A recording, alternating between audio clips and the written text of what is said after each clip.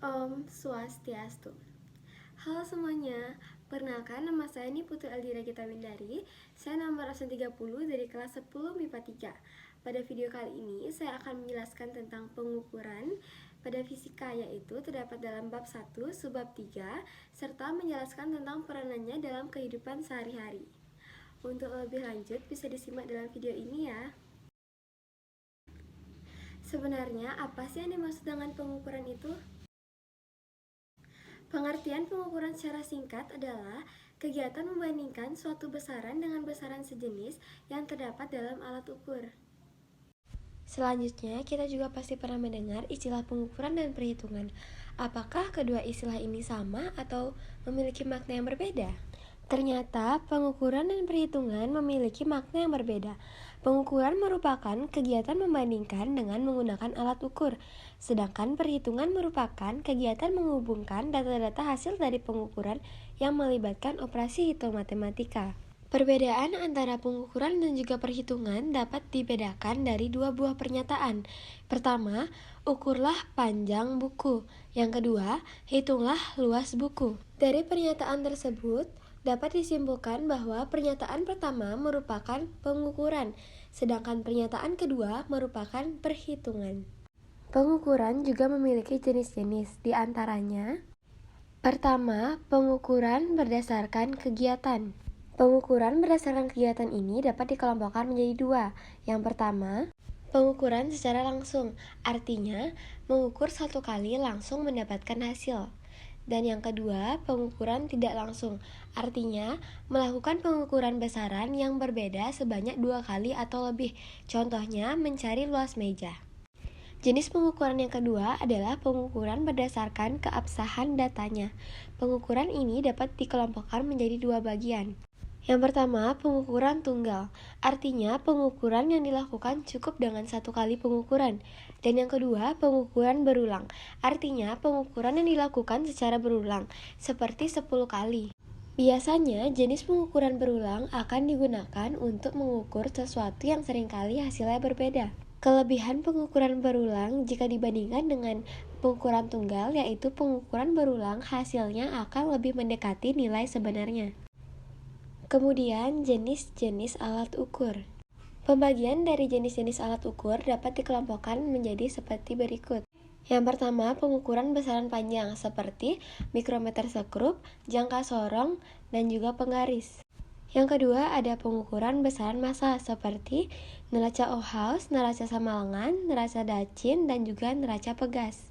Yang ketiga, ada pengukuran besaran waktu seperti stopwatch analog, stopwatch digital, dan juga jam matahari yang digunakan pada zaman dahulu. Yang keempat, ada pengukuran listrik.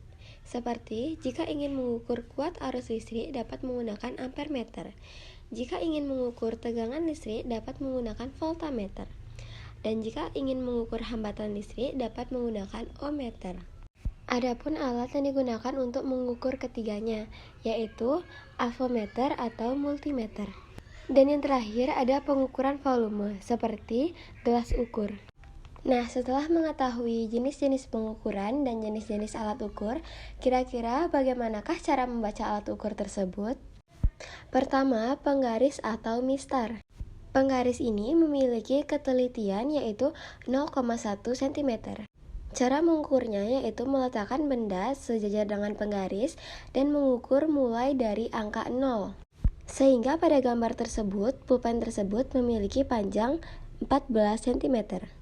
Dalam kehidupan sehari-hari, penggaris dapat digunakan untuk mengukur pulpen, pensil, penghapus, maupun buku tulis. Kedua, jangka sorong. Jangka sorong memiliki ketelitian yaitu 0,01 cm.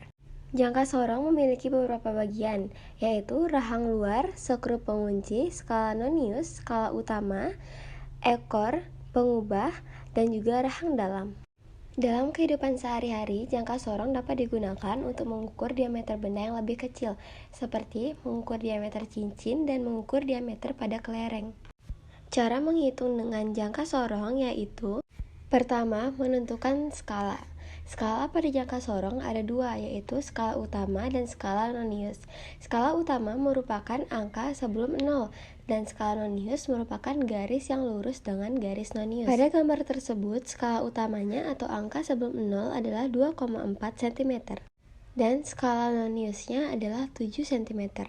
Namun, sebelum mencari hasil pengukuran, skala nonius harus dikalikan dengan ketelitian jangka sorong, yaitu 7 dikali 0,01 cm menjadi 0,07 cm. Untuk mencari HP atau hasil pengukuran adalah menambahkan SU atau skala utama dengan SN atau skala nonius, yaitu 2,4 cm ditambah 0,07 cm. Jadi hasil akhirnya adalah 2,47 cm. Untuk alat yang ketiga adalah mikrometer sekrup. Mikrometer sekrup memiliki ketelitian 0,001 cm atau biasanya menggunakan milimeter, yaitu 0,01 mm. Mikrometer sekrup adalah alat yang digunakan untuk mengukur benda-benda yang berukuran kecil atau tipis, seperti mengukur ketebalan kertas. Mikrometer sekrup memiliki beberapa bagian, di antaranya landasan, sekrup, skala utama, skala nonius, roda berjeriji, pemutar roda, timbal, dan juga lengan mikrometer. Cara mengukur menggunakan mikrometer sekrup yaitu: pertama, menentukan skala. Skala pada mikrometer sekrup ada dua, yaitu skala utama dan skala nonius. Skala utama merupakan angka terakhir sebelum pembatas, dan skala nonius merupakan angka yang lurus dengan sumbu utama. Seperti pada gambar berikut, skala utamanya adalah 6 mm dan skala noniusnya adalah 39 mm. Namun, untuk skala nonius harus dikalikan dengan ketelitian mikrometer sekrup menjadi 0,39 mm. Dan untuk hasil pengukuran, menambahkan SU dengan SN, yaitu 6 mm ditambah dengan 0,39 mm dan menjadi 6,39 mm. Untuk alat selanjutnya adalah neraca Ohaus. Neraca Ohaus dalam kehidupan sehari-hari dapat digunakan untuk menimbang massa satu benda dalam praktik laboratorium. Seperti pada gambar tersebut, hasil pengukurannya yaitu menambahkan angka 400, 90, dan 8,2 gram hingga menjadi 498,2 gram. Dan untuk alat yang terakhir adalah gelas ukur. Gelas ukur dapat digunakan untuk mengukur benda yang tidak beraturan seperti batu. Cara menghitung menggunakan gelas ukur yaitu: seperti pada gambar tersebut, volume air awalnya 30 ml dan setelah ditambahkan batu, volume air menjadi 40 ml. Untuk mendapatkan hasil akhir dari pengukuran dengan gelas ukur, dapat dengan mengurangi 40 ml dengan 30 ml sehingga mendapatkan hasil 10 ml. Nah, pastinya saat mengukur kita pasti pernah menemukan kesalahan.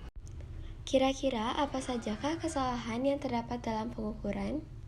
Ternyata kesalahan dalam pengukuran dapat dibagi menjadi 3, yaitu: pertama, kesalahan umum. Kesalahan umum adalah kesalahan dari sang pengamat. Kedua, kesalahan sistematis. Kesalahan sistematis adalah kesalahan dari alat ukurnya sendiri. Kesalahan sistematis dapat dikelompokkan lagi menjadi 2, yaitu kesalahan kalibrasi yang berkaitan dengan alat ukur, dan kesalahan paralaks adalah kesalahan pembacaan alat ukur akibat posisi mata tidak tepat. Yang terakhir adalah kesalahan acak. Kesalahan acak merupakan kesalahan yang berasal dari pengamat dan alat ukur, seperti contohnya kebisingan, radiasi, getaran bumi, dan juga fluktuasi tegangan listrik. Sekian materi yang saya dapat sampaikan. Semoga materi ini bermanfaat dan saya mohon maaf jika ada kesalahan dalam materi tersebut dan saya mengucapkan terima kasih atas perhatiannya. Saya tutup dengan Parama Santi. Om Santi Santi Santi Om.